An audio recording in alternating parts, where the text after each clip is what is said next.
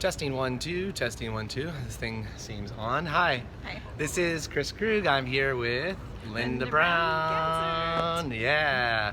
We're at the Interface Digital Health Summit in Vancouver, and Lynda is here because she runs a cool health startup called Curatio. Just give me the 5-second elevator pitch on Curatio. Curatio is the world's first social health prescription. Right, and it's a bunch of communities of people that are dealing with similar conditions and stuff that are sharing.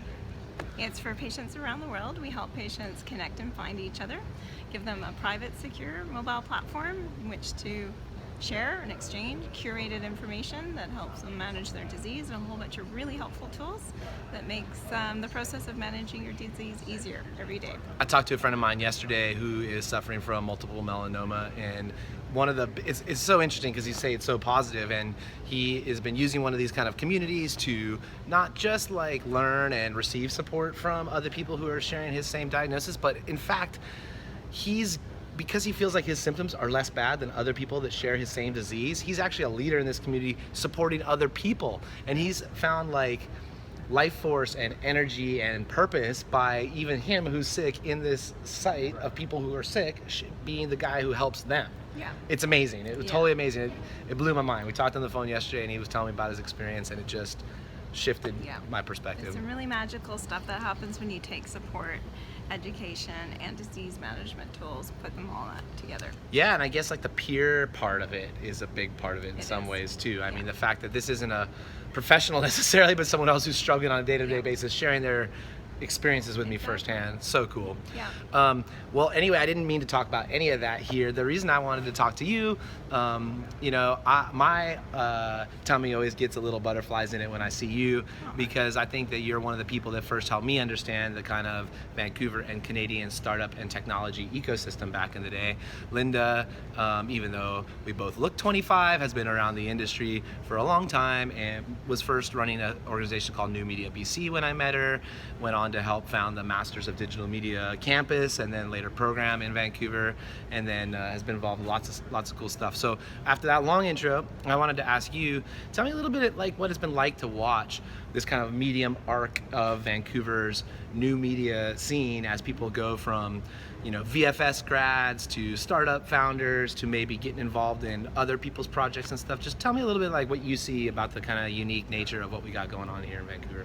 Yeah, absolutely. And it's a real pleasure to reflect on that, because I remember possibly the first boot camp that we ran here in Vancouver, taking a group of companies down to E3.